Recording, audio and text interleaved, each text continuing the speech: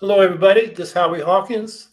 I was the Green Party candidate for president in 2020, and these Green Socialist podcasts are about continuing to advance the eco-socialist program. We talked about policies, organizing, what do we think about different issues. So let me say a few words about what's been happening this week before we take your questions and comments. First thing I want to do is acknowledge the passing of Frank Young, who, if we have an OG in the Green Party, an original Green, he certainly would be one of them. He was a co-founder of the Mountain Party, which is the Green Party affiliate in West Virginia, and he was a longtime leader for decades in recycling and in environmental movements in West Virginia, in the Ripley and Charleston area where he lived. And he was a national committee member who helped push through the eco-socialist plank in the National Green Party platform. So he's going to be missed. Probably the biggest news this week has been, it broke last Saturday when we talked with this Omicron virus. And, it grows out of this vaccine apartheid where Big Pharma is sticking to their vaccine patents. And it was October of 2020, over a year ago, that India and South Africa proposed at the World Trade Organization that those patents be waived so we can get everybody vaccinated around the world. And it's mainly been the EU countries, England and Germany in particular. Biden has taken the position first in the spring of 2020, and then just last week that the U.S. supports lifting those waivers. But what they say in public and what they do at the actual meetings of the World Trade Organization are two different things.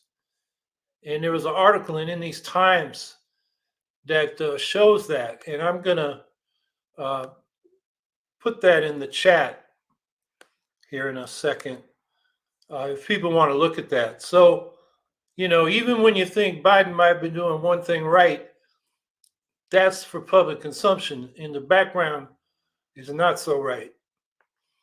And then another thing that happened just yesterday is that the U.S. withdrew from negotiating getting the Iran nuclear deal back in place. We had been conducting indirect negotiations because of conditions that Iran put up. Iran was saying, we don't want to negotiate till you lift all the sanctions. And the U.S. was saying that's not serious. And so they were negotiating through third parties. But they withdrew yesterday. And it's not just the U.S. that's angry at Iran, which is not just making its demands about sanctions, but wants to rewrite a whole lot of the deal, substantial changes. So the EU, Russia, and China are frustrated as well. So this doesn't look good. And now there's renewed talk in Israel about a preemptive strike on Iran's nuclear facilities. So it's a dangerous situation.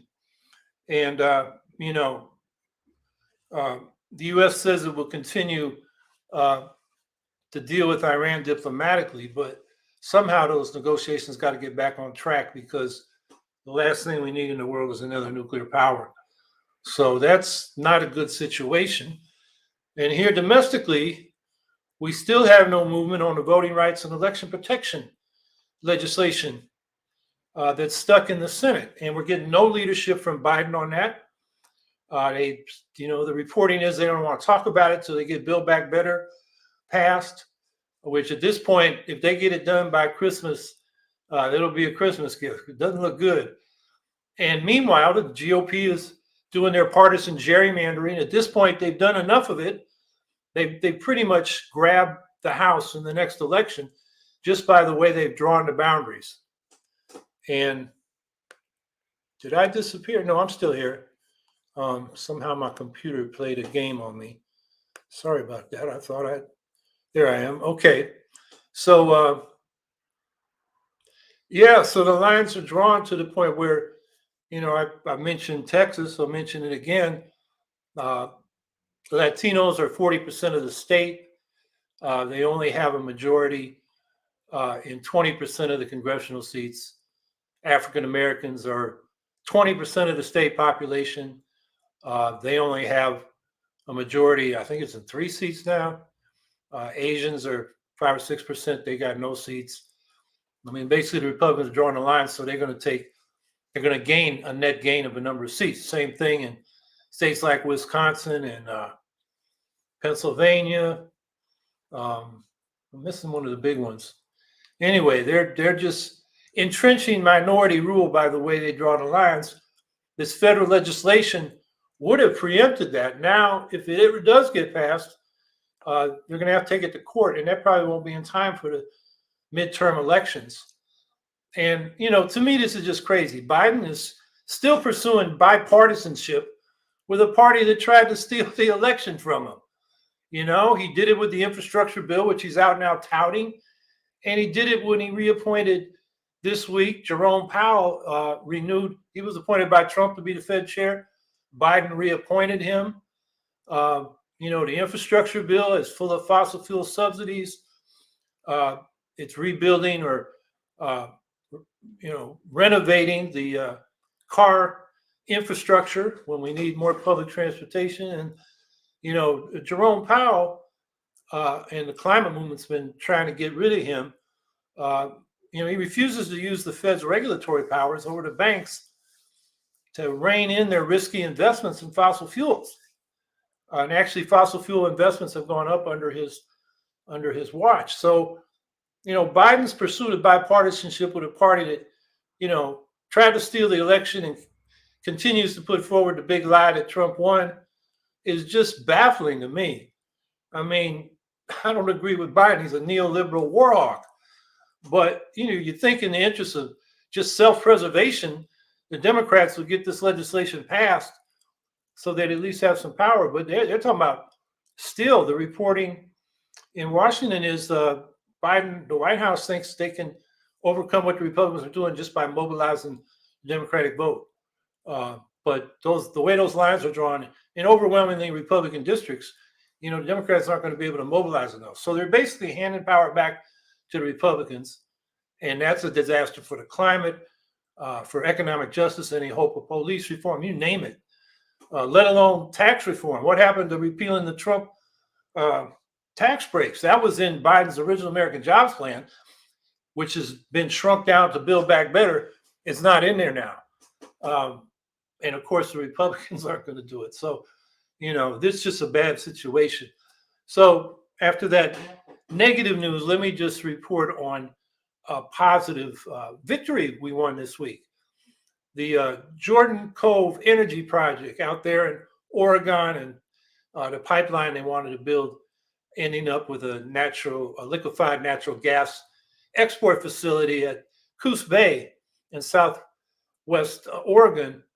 The company, it was based in Calgary, up in Alberta, Pembina, asked the federal regulators this week to withdraw their authorizations.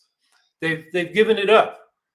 And, I feel really good about that. I went way out of my way when I was campaigning in Oregon from, the Eugene, Portland axis, where most of the people are, to go out to Coos Bay on the coast to support the opposition to that negative fossil fuel infrastructure project.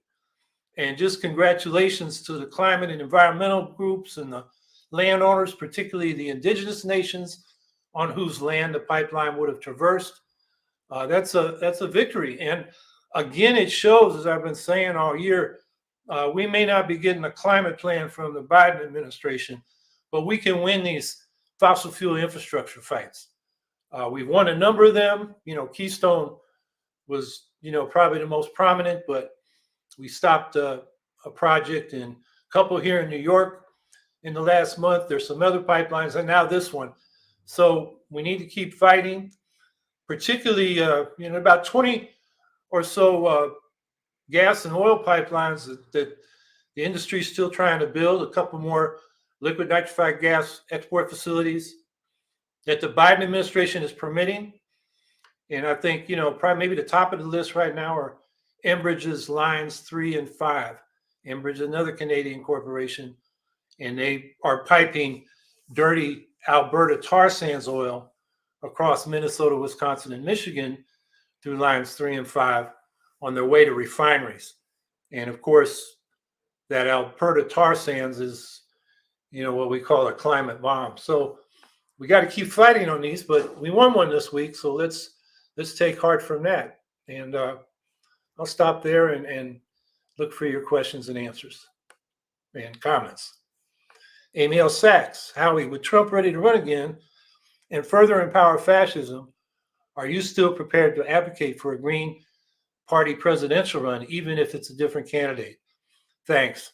Absolutely. I mean, what we're learning from this year with the Democrats in power at the federal government is they don't have a clue about how to fight fascism.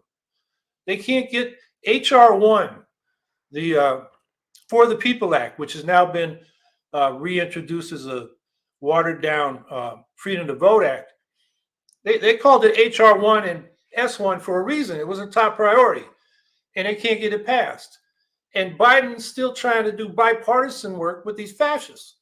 So, and then we know when the Democrats, they do the same thing. They're doing partisan gerrymandering here in New York, in Illinois, Maryland, Oregon. I mean, how can they criticize the Republicans when they're doing the same thing, where they have control of the state governments? And so they can't get voting rights and election protection bills passed. They're gerrymandering. And then in a lot of states, they're making it harder for the Green Party to get on the ballot. And party suppression is a form of voter suppression. It's what authoritarian governments do. So, the Trumpies may be openly right-wing fascists, anti-authoritarian, anti-democratic and authoritarian and racist. But like I mentioned with Biden and his position on the vaccine waivers, what the Democrats say and what they do are two different things. And so that has to do with the democracy, anti-authoritarian positions we have that the Democrats don't represent well on. And then we got the climate crisis. And then we got the nuclear arms race.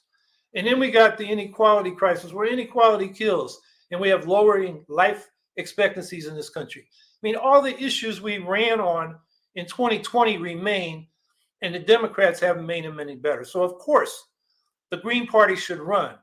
The problem is, as you indicate or imply, people are going to be afraid of Trump or whoever the Republicans put up who's a Trump wannabe, and people are going to feel like they got to vote for the Democrat just to stop that far-right extremism.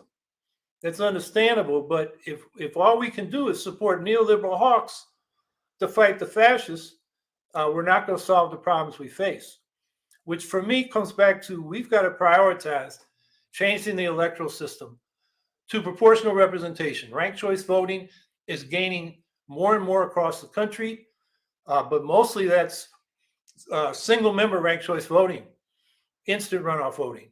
What we need is ranked choice voting for multi-member districts, which will create proportional representation, green representation, a multi-party system, which will change the whole dynamic. As it is right now, the left is isolated. On the right, it's interesting. I've been talking to the libertarian gubernatorial candidate here in New York, Larry Sharp, who ran last time, is running again. And he's getting support from the Rockefeller Republicans, the Lincoln Project, the anti-Trump Republicans. So we're in a situation where on the right, because they don't really want to change the system, they want to make it work better, capitalism, but they don't want to be crazy like Trump. The libertarians are going to get a lot of support, money, and probably votes. Whereas on the left, the whole center left, lines up to just vote for the Democrats to stop the Republicans. So we're in a difficult situation. And until we change how elections are conducted, so everybody gets their fair share of representation and power, we're kind of stuck on the left. And so that's why I've been advocating all year that, the thing I got out of the 2020 campaign is we got to change the election system or we're really going to be marginalized because the Republicans are no longer a conservative party, they're an extremist party. So it's very difficult for us to get people to even vote for us. As I say, if you don't vote for what you want, you're lost in the sauce. If you're for Medicare for all and a Green New Deal and student debt relief and you voted for Biden, nobody knew that because Biden was opposed to all those things. The only way you could express your support for those things was to vote for the Green ticket. So we're going to have the same situation in 2024.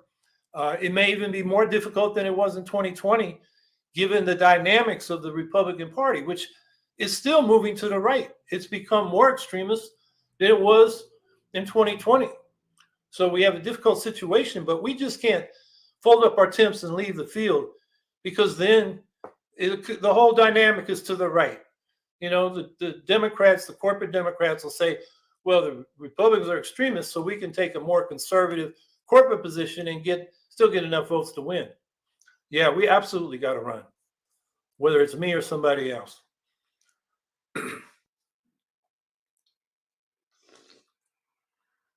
Scout Trooper 164, what are your thoughts on the tribalism that plagues the Republican Party?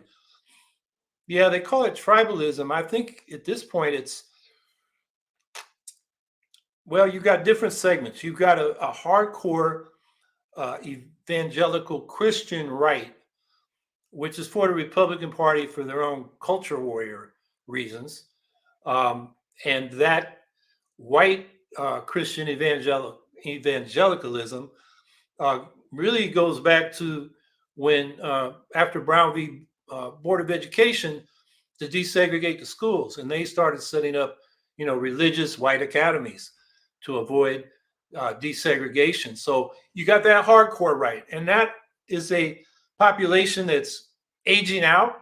They don't have as many young people as they do older people, but that's their hardcore. Then you've got another segment, particularly lower middle class, people, what you might call the upper working class, and with relatively good jobs in manufacturing or trucking or something, or construction, construction in particular, who tend to ally with that upper middle class. And by the conspiracy mentality of the Republicans, who blame the economic problems on scapegoats, immigrants, people of color, women, they're making those groups, the Republicans are making these white upper middle or lower middle class, upper working class people feel that that's what's threatening them, rather than the corporate assault on their living standards. I mean, just take trucking, for example. Before Carter deregulated the trucking industry, which was really, Carter started a lot of things that Reagan took further and Clinton took all the way. And one of them was deregulating. And back before deregulation, a trucker had job security, an income of about $120,000 a year in today's income. And now, and what happened was, when they deregulated, then a lot of non-union trucking companies formed, outcompeted the unionized by lowering the labor costs. And so truckers today, they nominally make maybe 40 or 50,000 a year, but all the hours they got to put in that are not on the clock means they're making sometimes less than minimum wage. Federal minimum wage is $7.25 an hour. And that's what's happened. And it was not immigrants, it was not people of color, it was not women that did that to those truckers. It was corporate America and the neoliberal transformation of capitalism to deregulation, privatization, lower taxes on the rich, and that whole program. So that's the base of the Republican Party right there. And then you got the country club Republicans that maybe don't feel like Trump. He's not somebody they'd invite to dinner, but they do like the tax cuts he gave them. So that's the Republican Party right there. So I just named, I think, sort of 3 tribes or social groups that are the base of the Republican Party. So that's my thoughts on who the Republican Party is. Of course, they're also, and these are people very important to the Republican Party, billionaires. Adelson, who's passed on, but his wife is still spending that money. The Mercers, some of these like them, Wall Street, private equity and hedge fund, stupid rich people, and the Koch brothers. I mean, there's a whole class of billionaires and hundreds of millionaires that are back in the Republican Party for their own reasons. Some of them ideological, some of them economic, because they don't want to pay taxes. And so that's your Republican Party. I think the left can appeal to particularly those lower middle class, upper working class people with an economic program that makes sense, like the Green New Deal with a just transition.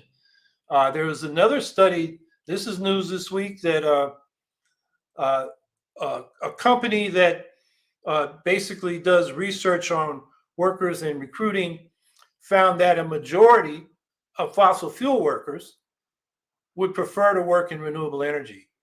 So there's a group that a lot of them voted for Trump because he was for the pipelines and for the gas and oil drilling because that was their jobs.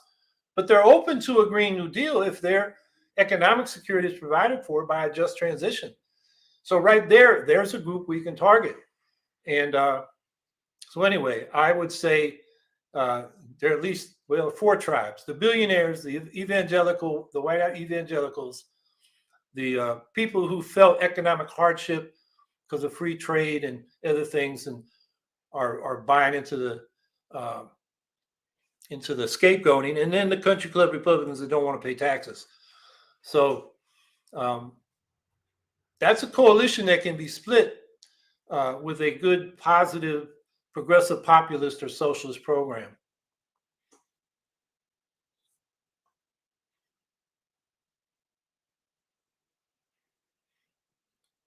Violet at Content Boutique. Public transportation is less and less safe over time. So what good is expanding it? Who is going to use it? Well, there are 2 issues about safety. One is the infrastructure is eroding. So you can have accidents in public transportation. That can be fixed by investing in it. And there actually is some money in the infrastructure bill for that, some more money in Build Back Better. We need more money than both of them are proposing, but that's solvable. The other issue is, I think maybe you're referring to the crime, and we've had some of it in the New York subways. And then, it's just street crime. It's, people either acting out violent impulses. There's some of that. And then there's just petty street robbery kind of stuff. And, that's about fighting crime. It's not just public transportation. It's walking down the street. It's being in your home and somebody burglarizes it. That kind of crime, which actually isn't up. It's getting a lot of publicity. It's the shootings that are up and the homicides because of that. But most other crime is not up. Property crime, except for corporate crime, which is a whole other category, that is certainly up. And we can talk about that, particularly in the pharmaceutical industry and the opioid crisis and some other things. So people, who's going to use public transportation? I would argue that public transportation now should be free in the cities. We got to get people out of these cars and individualize the transportation system for reasons of energy and resource efficiency to deal with the climate crisis. So who's going to use it if it's free? Well, people that want to save some money, and a lot of people are struggling meeting their bills. And then we got to make it convenient and safe, which may require, having police officers patrolling or officers that are with the transit authority. Of course, there you got problems with police brutality. We've seen that. Oscar Grant out at Oakland and Bay Area Rapid Transit is a glaring example. But, we got to deal with the police too. That's a whole nother thing. But anyway, I think make it free, make it convenient, and a lot of people are going to use it. Vickie Cordon, what do you think of Florida having its own army? Desantis has some ulterior motives.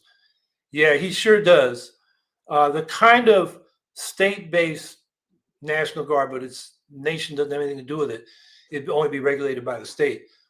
We got one of those in New York, and it really, they basically get involved when there are, natural disasters, public emergencies.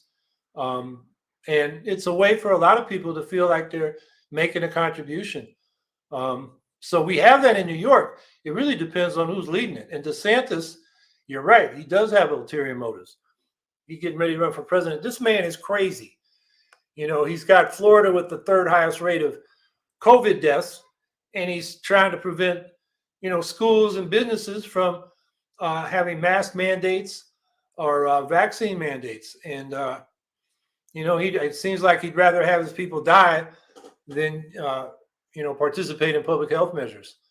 So yeah, the idea of a state guard is not inherently wrong if it's there to be deployed in public emergencies. But Desantis, I can only imagine he has repressive purposes in mind, like suppressing Black Lives Matter demonstrations and stuff like that. So it's like our military, we don't want to blame the soldiers. We got to blame the civilian leadership that puts them into these wars. People get in the military for all kinds of reasons, economic. Some think it's the way to, be of service and in there for good motives. And they're put in bad situations by the civilian leadership. So, a state guard, may be needed to augment the National Guard to deal with emergencies. Florida, is in hurricanes ways. So that would make sense. Miami's about to sink from rising sea levels. So, there's infrastructure they could work on. It could be like a civilian conservation corps. I mean, a lot of things you could do positive with it, but in DeSantis' hands, it's going to be a problem.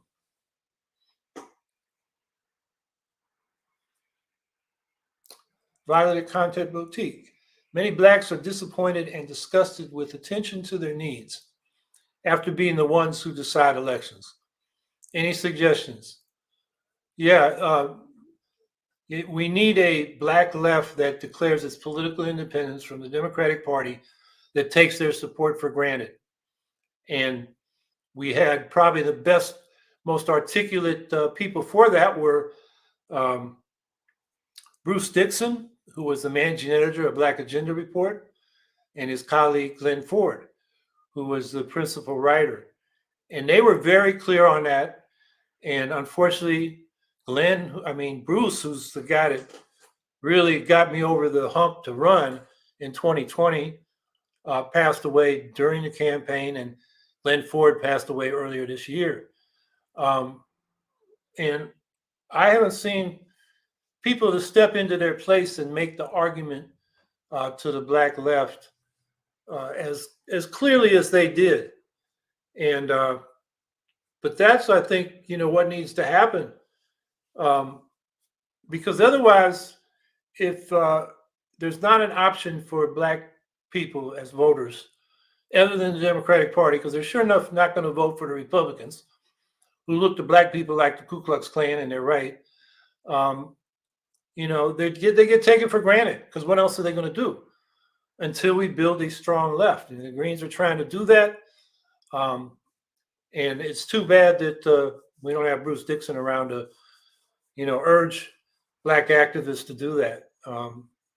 And so that's, what I'm hoping to see is, some Black writers and intellectuals, make the case for independent Black political action.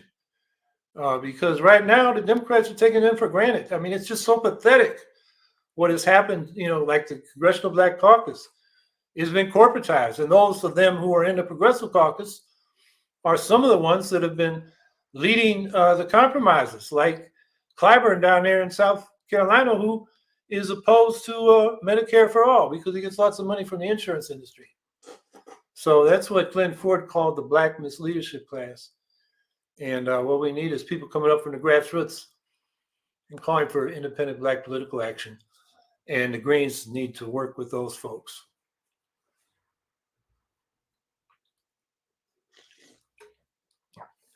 Jay Walker, Howie, how can we get the people in these stream comments to actively participate in their local or state Green Party and with caucuses like the National Youth Caucus? Well, I always urge people to get involved, build their green locals. You can find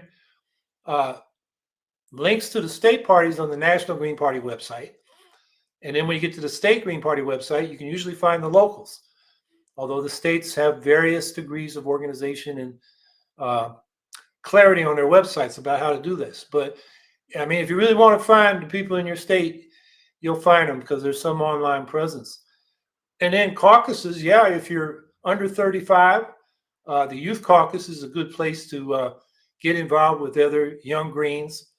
And as I've been saying, I often end these calls with urging people to stay active and do so as part of an organization, particularly the Green Party.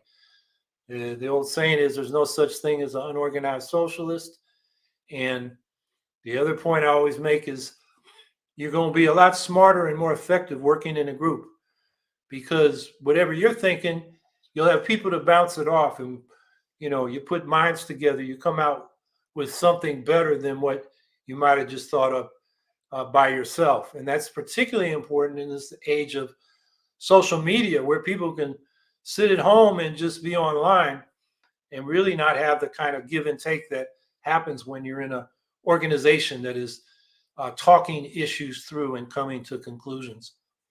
So, yeah, I mean, thanks for bringing that up. I think everybody's got to be involved because it's going to take a mass movement. We got the thing we can bring. The people we're fighting are organized money. We got to have organized people to beat them.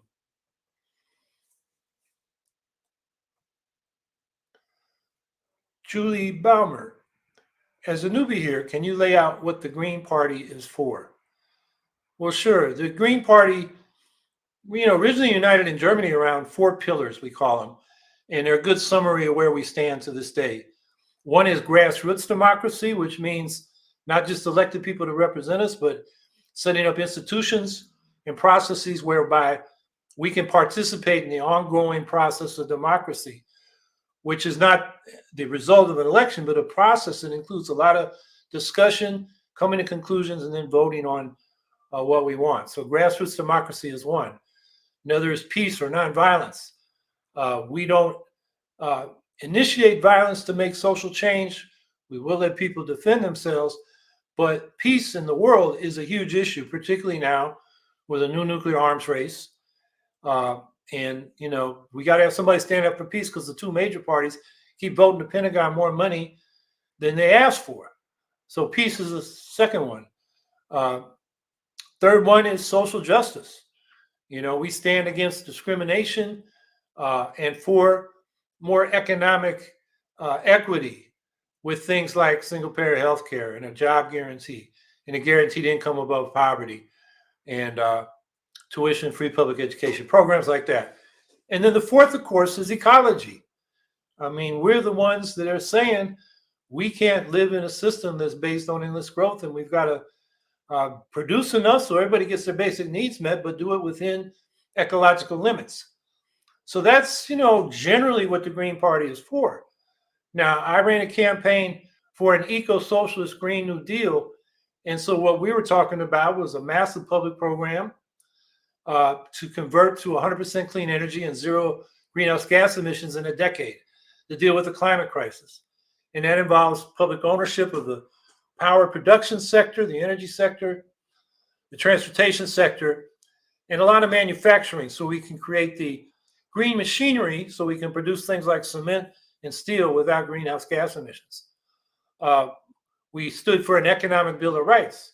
So everybody has the right to a job, who's willing and able to work, an income above poverty through a guaranteed minimum income built into the tax structure. If your income's below the poverty line, government sends you a check every month to bring you up above it.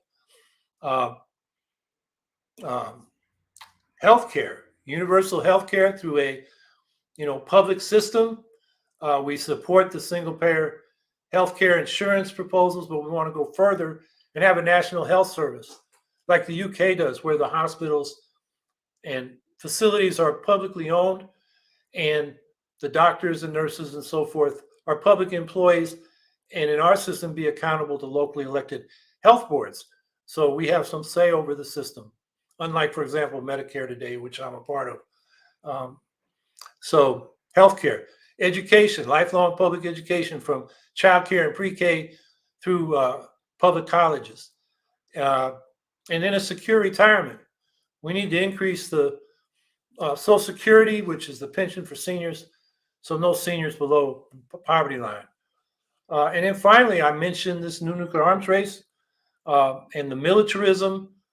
The Bulletin of the Atomic Scientists has the doomsday clock they've kept since the atomic bomb was developed in the 1940s, the closest it's ever been to midnight, because the US, followed by Russia and China in response, are modernizing their nuclear forces.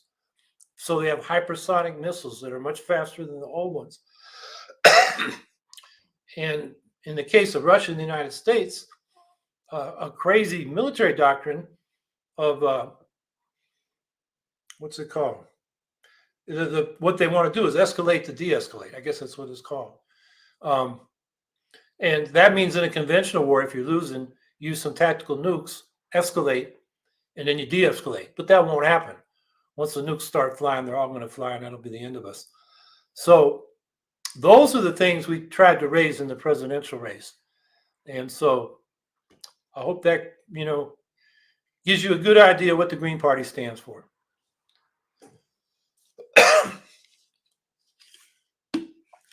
Julle Baumert, you seem like a nice man, and I think it's great you're taking the time to do this and speak with the people about things. Just wanted to give you a thumbs up. Well, thank you. And I want to generalize on that. We all got to be doing that. I've talked about deep canvassing or relational organizing. We got to go out and talk to not just the people we can normally mobilize for green activities, but just regular people on the blocks, knock on their doors, talk to them, let them get to know you, listen to them, see what their concerns are, and listen more than you talk. People don't want to be preached at. They want to know somebody cares about them and is willing to listen. Because most people don't vote on the details of policy. They vote on who in their gut they feel really cares about them and will look after their concerns.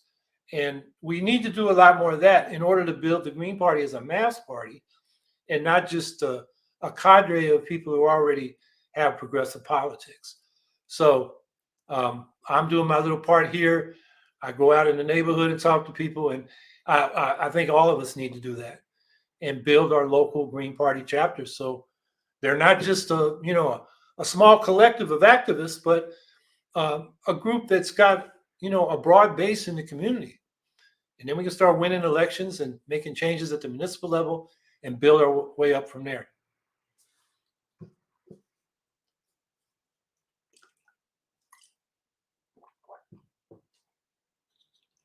Andrew Hager, as an independent centrist myself, I believe a centrist independent representative running for president would be a step in the right direction for our country's democracy. Your thoughts, Howie? Well, there's a lot of big money behind that proposition. Serve America movement is one of them. But I don't think there's more room in the center. The Democrats already got that spot.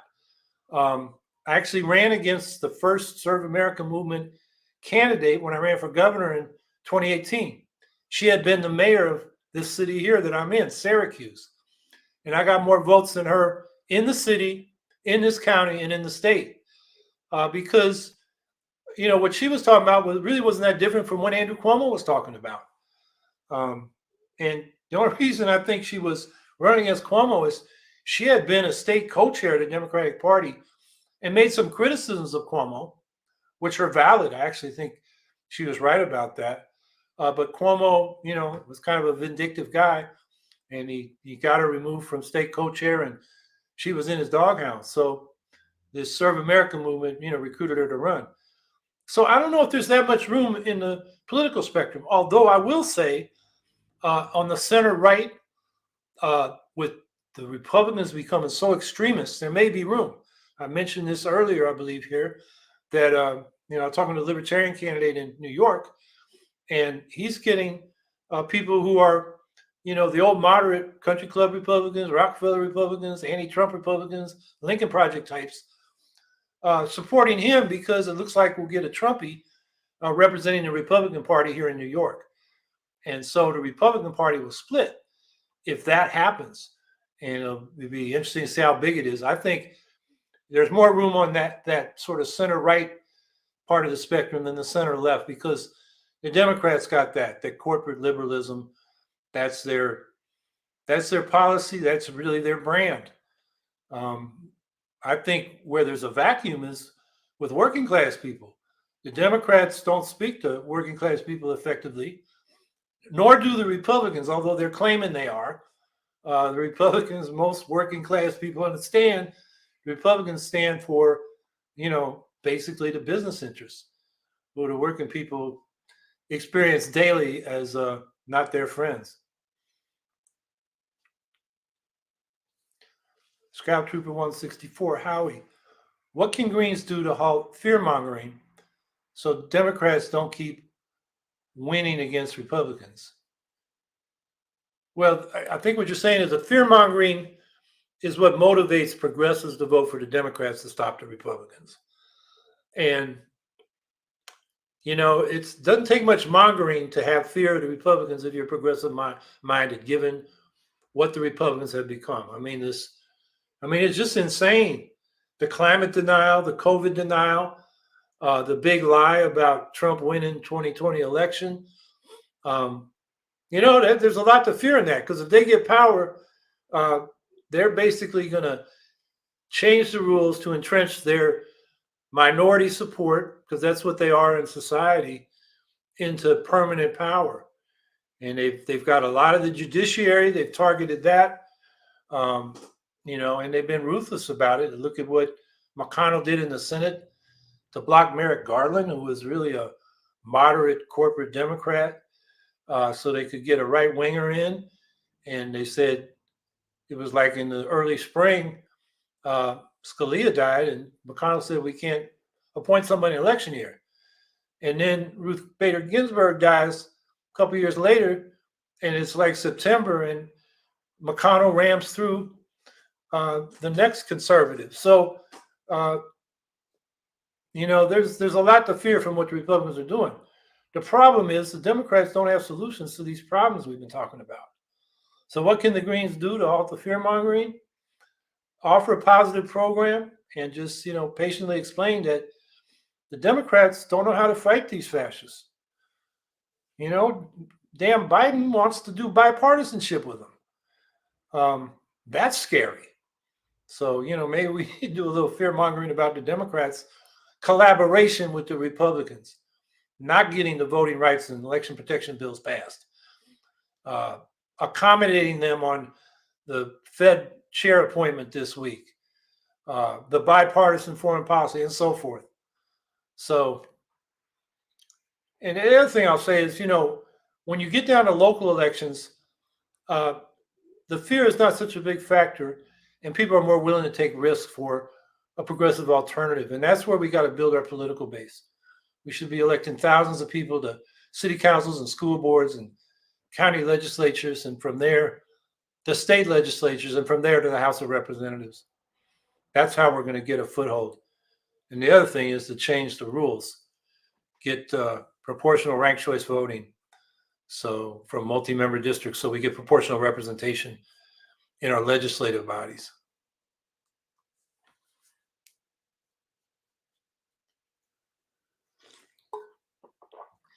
Vickie Cordon, I'm scared that after Roe is taken down, birth control, LGBTQ rights will be taken down or modified by the Supreme Court. What do you think? Yeah, here's another thing where the Democrats have a bill. I'm forgetting the name of it, but it basically codifies Roe versus Wade.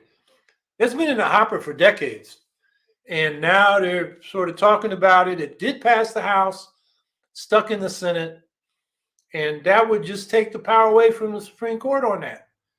But they can't get it done because they won't go after the filibuster, and Biden is silent on that, and basically he's made Manchin president, and I guess Sinema vice president.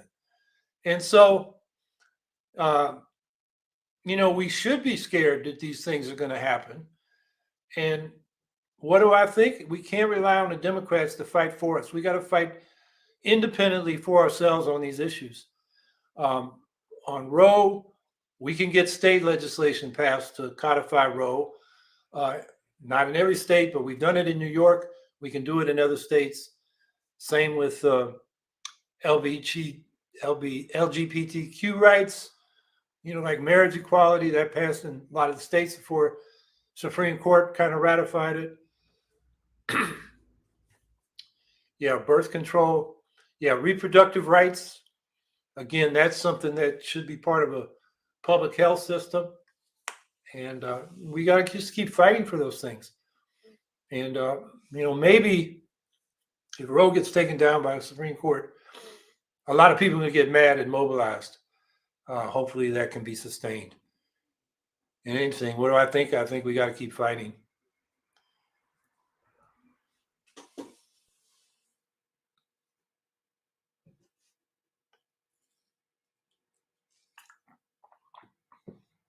Scout Trooper164, why do you define Bernie Sanders as an old-fashioned liberal? Asking because I'm not really sure about how liberalism ran back in the past. Well, liberalism in this country was close to social democracy, which is basically socialist reforming capitalism so it functions better. That hasn't been a long-term solution, but we did have a period of welfare states in Western Europe and a New Deal compromise in this country. And that's what Bernie Sanders is trying to restore. Most of his reforms are basically New Deal type reforms. So, national health insurance, so Medicare for all. Most industrial countries have some form of that. And so that's not a socialist transformation. That's taking the healthcare sector and saying this should be a public service, not a buy or die commodity. Putting more money into education, investment in infrastructure, tuition-free public college. A lot of these things we already have in, the rich industrial countries in Western Europe. So that's what I mean by Bernie being an old-fashioned liberal. Now, the old socialist is still back there. I know him when he did a film on Eugene Debs and he was running as an independent against the Democrats. And, that's still in the back of his mind. If you looked in detail at his website and programs, like his version of the Green New Deal would have reduced carbon emissions to zero by 2030, largely through the public sector. He wanted to use the federal, their energy marketing administration, I think it's called, to basically build the renewable generation and high voltage distribution to get large solar farms and wind farms to get that power to where it's needed. Those are in rural areas to urban areas. And then, for example, the agricultural program in this Green New Deal talked about having the public buy up farmland that farmers couldn't afford to maintain ownership of because of rising rents and land values. So he was willing to use the traditional socialist remedy for a lot of these problems of social ownership and democratic control. So Bernie functions as an old-fashioned liberal, and I think in the back of his mind and his personal wishes, he's more of a socialist, but he doesn't practice that in his public policy, which in a way is understandable because there are not many socialists in the Congress. They really understand socialism, and I'm thinking right now Bernie may be the only one. I know there's some DSA members, but some of them are just recently joined, and they haven't been around the socialist movement that I've been aware of in the last couple of decades.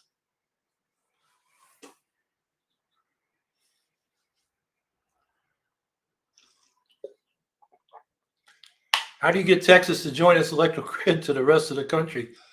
I wonder if that guy Beto O'Rourke stands for that. I know he's taken on Governor Abbott, who is, one of the dumbest Republican governors around. I mean, him and Desantis are in a contest for that. Well, there's some other contestants as well, but that made them vulnerable to that polar vortex that came down and froze Texas, and some people lost their lives. A lot of people had frozen pipes, food spoilage with the grid out.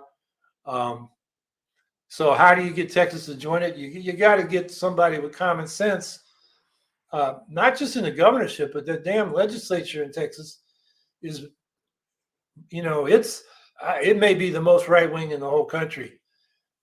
So they would have to sign on to that as well. The grid there in Texas is regulated by the state, I believe. So you got to change the politics of Texas, and that's.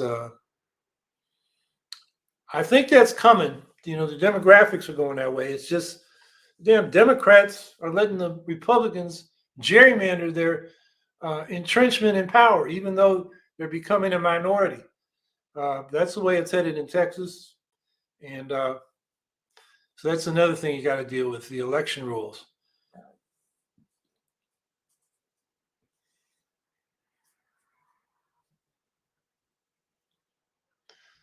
Violated Content Boutique Howie.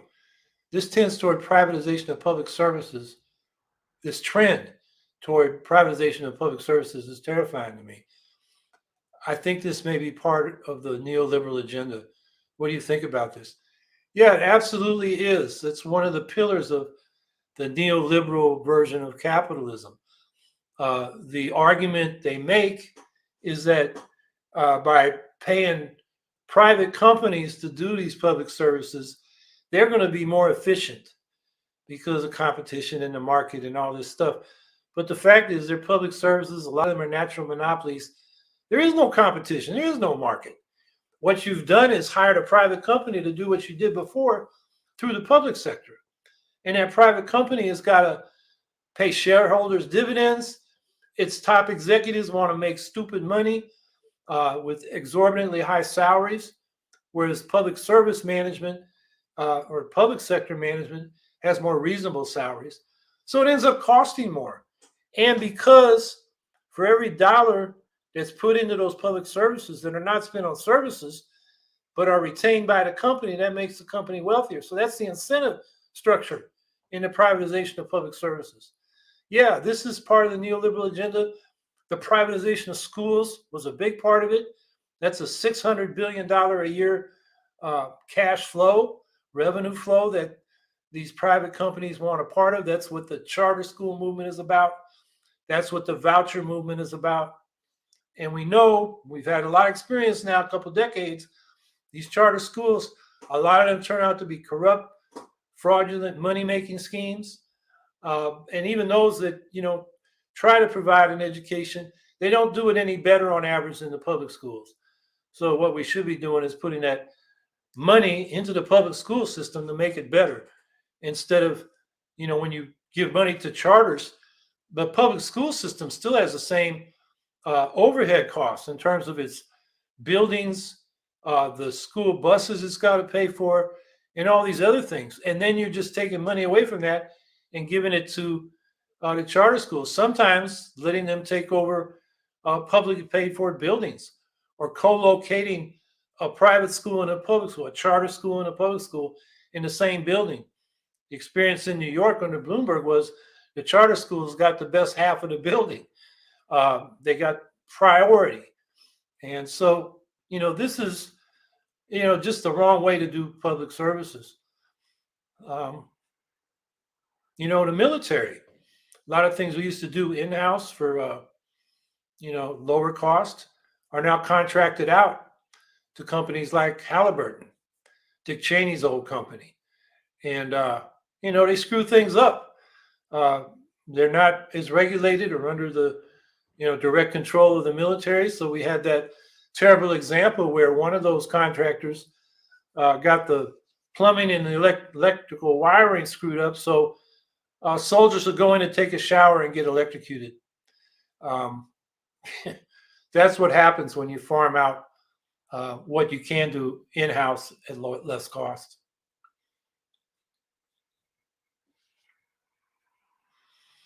The Showron. How can we get people to stop talking about election fraud and move on and worry about the next election? Because I'm sick and tired of hearing about the 2020 election. I don't know if we can stop the Republicans. That seems to be their big talking point. They want to say the system is fraudulent, that Trump won the election, and they don't have any evidence. They've, put up over 60 lawsuits that the judges, including Trump appointees, have thrown out, as frivolous and irresponsible.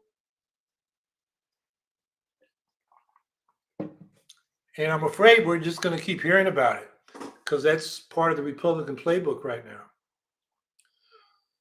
Unfortunately, the Democrats, this For the People Act, we have our criticisms of it, which is still in the Freedom to Vote Act about the public campaign finance section. But on the whole, there are a lot of good measures there.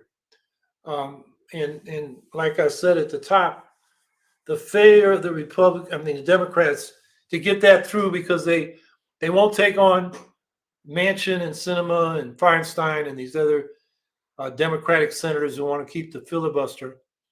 That's why we're talking about election fraud.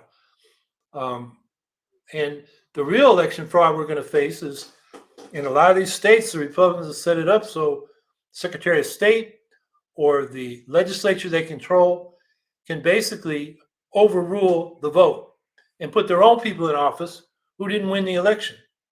That's where we're headed. And so I think part of the fight back against the Republicans' big lie is going to be talking about the election fraud they're getting ready to perpetrate, and about how the Democrats have not been effective in fighting that.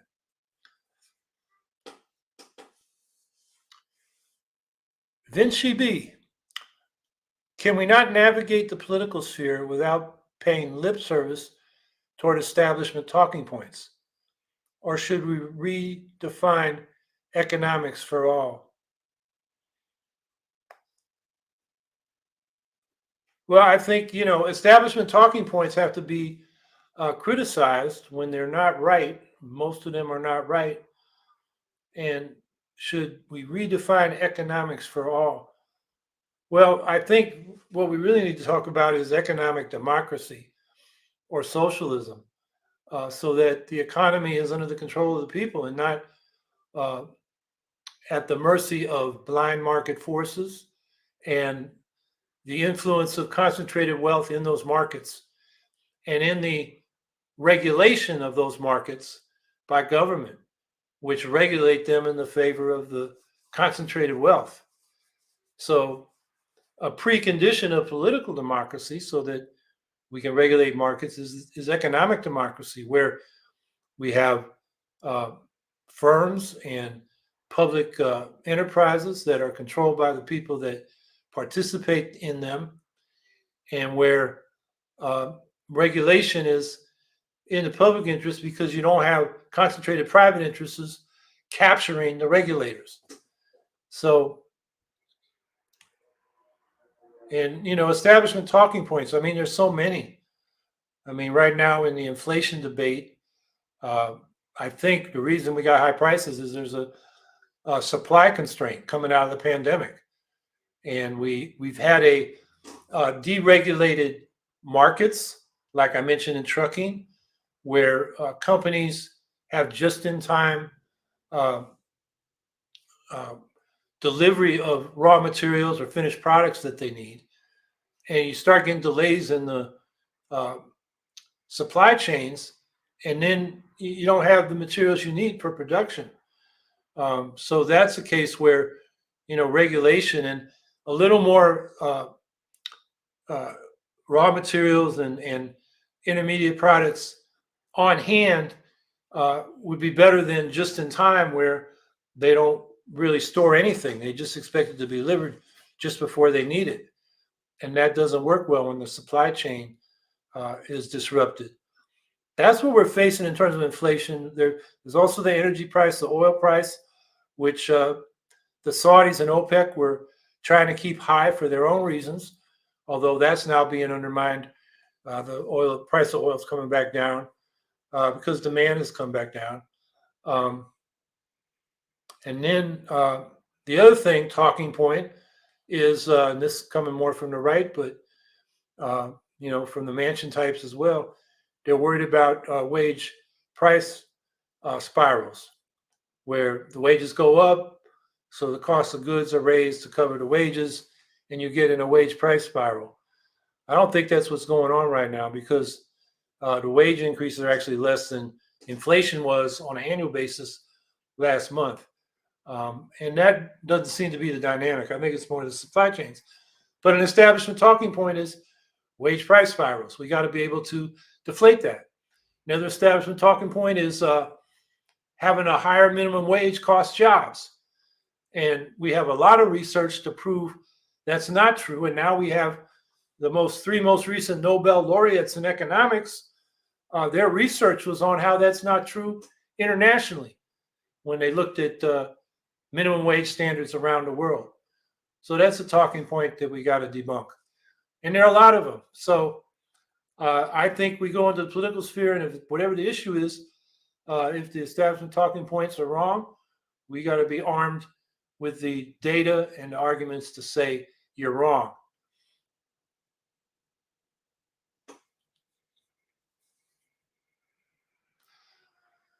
And that's an hour. So I thank everybody for being here today. I think I'll close with what was brought up about, getting people involved in the Green Party and the youth Greens. And that is, we've all got to be involved in organizations to be effective. You just can't do it online in your little silo. So I urge people, if they're not now involved, to get involved with an organization in their community, preferably a Green Party if there isn't one, and you don't feel you're capable of organizing it yourself or getting it started. Get involved in some kind of group and get the experience so you can help build the Green Party down the road. That's what we got to do, because some of the issues we went over today, the Republicans are crazy, but the Democrats are not an alternative, and they don't even know how to fight the extremism from the Republican side. So that's why we need an alternative politics, and we went over a lot of the issues we should be pushing, and we need to be organized to do that. So, and we had that victory on the Jordan Cove project out there in Oregon. So I know a lot of people are kind of depressed about what's been going on in Congress at the federal level, the climate issue, but we can win these issues, and victories build upon themselves. And there are a lot of people that are with us. They're a bit demoralized, but if we're out there, showing good spirit and being consistent, that will encourage other people to come with us. So, we're in a difficult situation, but hope is not lost, and we got to be active on the issues to give people hope. So have a good week, and we'll see you next week.